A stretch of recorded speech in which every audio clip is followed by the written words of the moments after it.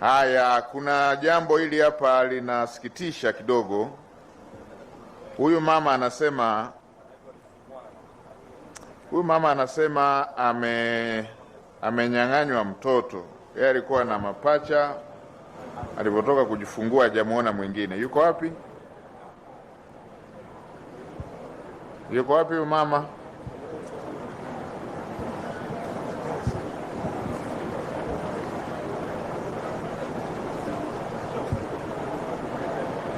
Yuko wapi huyu mama?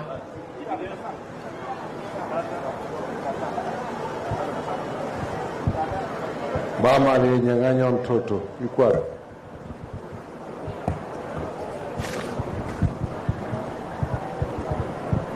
Anaitwa Gabriel.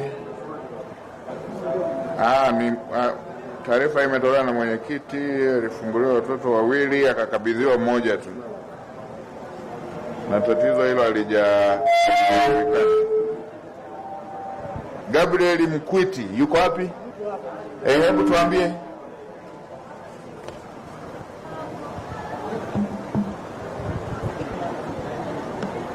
Mheshimiwa Waziri Mkuu, kwanza napenda kushukuru kwa sababu umefika hapa.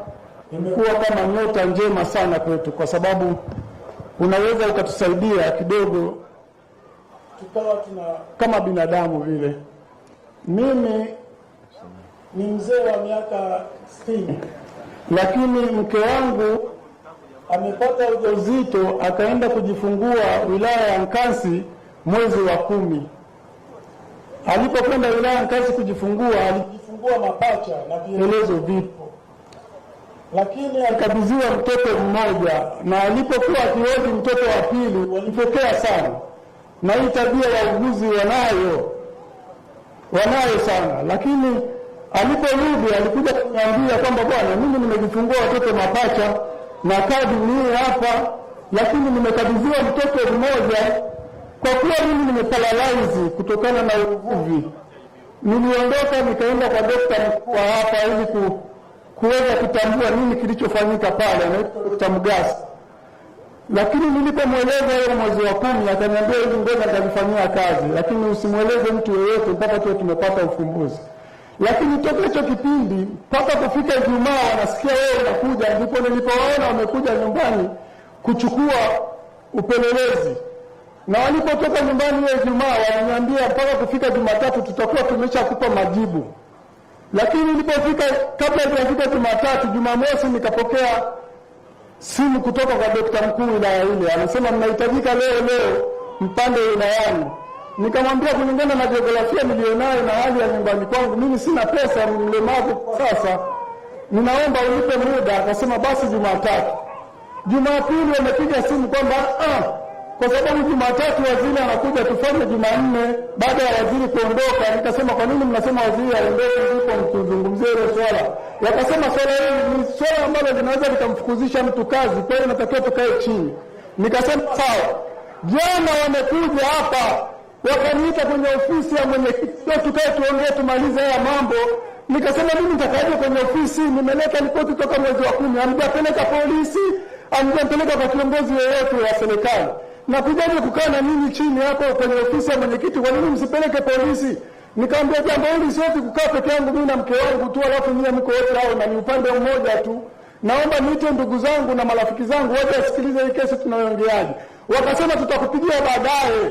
Wakaondoka mpaka sasa ninapokuja kuzungumza na wewe Mheshimiwa Waziri. Na mke wangu ni huyu hapa na mtoto mmoja tuliyepewa ni huyu wa kike. Wa kiume alibaki naye. Araimoyo yuko wapi? Araimoyo yuko wapi?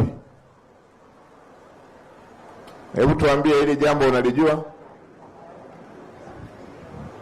Mheshimiwa mkuu wa mkoa ndio anasema kwa mara ya kwanza. Mkuu wa mkoa hajaongea. Mheshimiwa Waziri Mkuu ndio anasikia kwa mara ya kwanza. Na yule aliyepewa taarifa yuko wapi? Ni mganga mkuu wa halmashauri. DMO yuko wapi?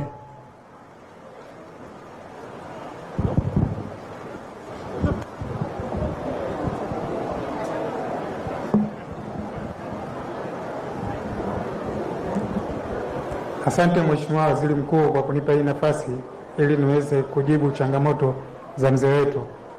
Mheshimiwa Waziri Mkuu, nakiri kupokea changamoto ya mzee wetu siku ya tarehe 5 ambapo nilipata changamoto hii kupitia uongozi wa kata.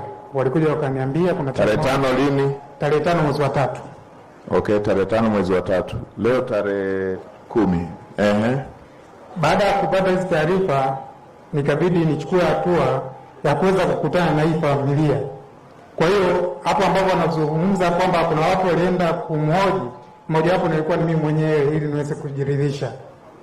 Baada ya hapo nikachukua maelezo ya baba na mama, nikaenda kufuatilia kwenye taarifa zetu za hospitalini. Maana huyu mama alilazwa pale hospitalini tarehe 22 mwezi wa 10 2025, hospitali ya wilaya Kalambo, sio Nkasi kama alivyosema. Baada ya hapo tarehe 23 akafanyia operation. Baada ya kufanyia operation tukaangalia zile taarifa za operation ambazo mama huyu alifanyia hiyo tarehe 23, ilionyesha kwamba amejifungua mtoto mmoja mwenye kilo 3.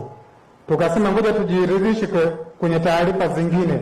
Tukaangalia kwenye kitabu ambacho kiko wodini kinachorekodi taarifa za wazazi, kilionyesha kwamba amezaa mtoto mmoja kwa operation mwenye kilo 3.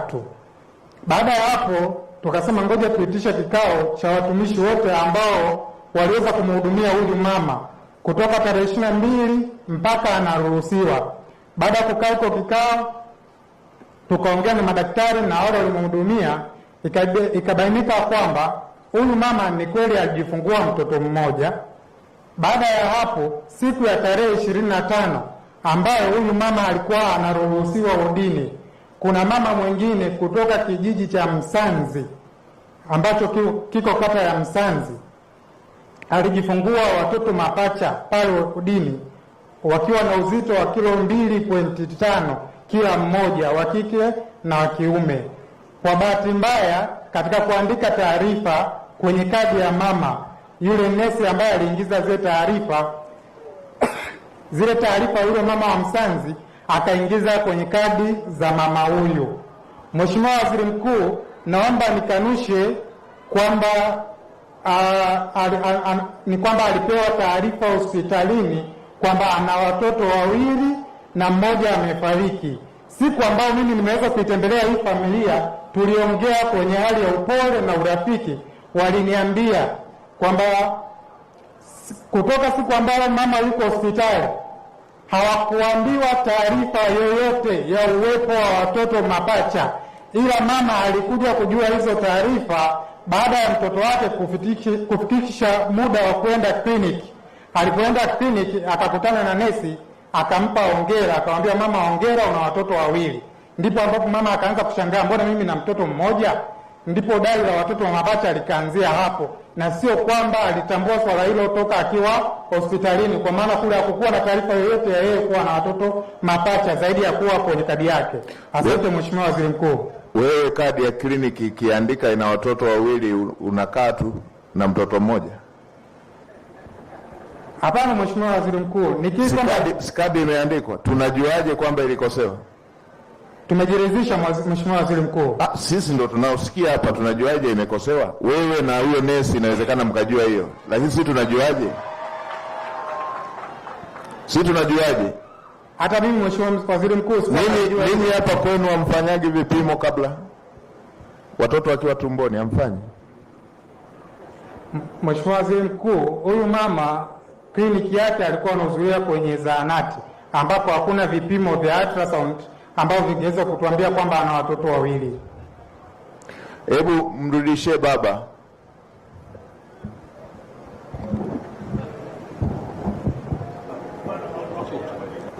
Mheshimiwa, hawa wanataka kulindana na ile nafahamu na muda mrefu serikalini.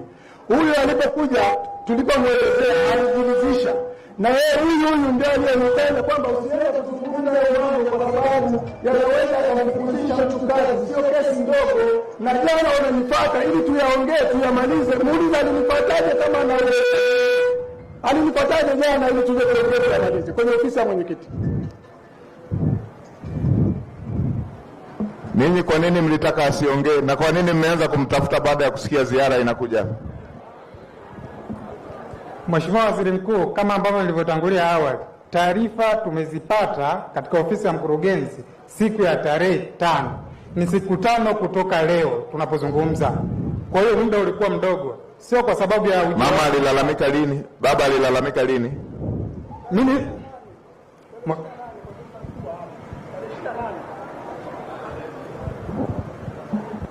tarehe 28 mwezi wa 10 ndio nimepeleka taarifa hizi kwa ndugu mkuu hapa.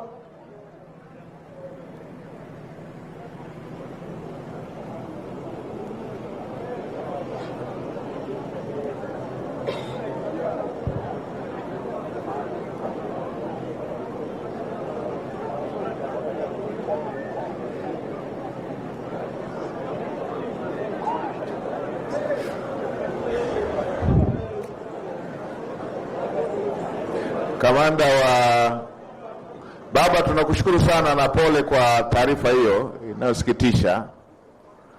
Kamanda wa TAKUKURU na RSO, hebu mtajikokas mshirikishe na tume yao ya kitaaluma. Hebu tufanyeni uchunguzi wa ndani, hili ni jambo sensitive, wa kina tupate huo ndani. Anzeni na nesi yule, anawezaje kufanya makosa kwenye jambo sensitive kama hili?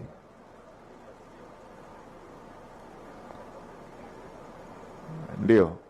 Na tuna uhakika gani yule mama mwingine ambaye ana mapacha hajapewa mtoto mwingine, kama wanaweza wakafanya makosa kizembe tu hivi? Fanyeni uchunguzi, hata kama vitu vitahusisha na MRI na DNA, fanyeni vyote ili haki ya baba iweze na mama pale iweze kujulikana. Tunaomba baba uendelee kuwa mtulivu. Tumeshakabidhi vyombo vyetu vifanye uchunguzi ili tusionee mtu, tuchukue hatua inayostahili, na mkuu wa mkoa na mkuu wa wilaya wataendelea kulifuatilia kwa karibu. Pole sana baba.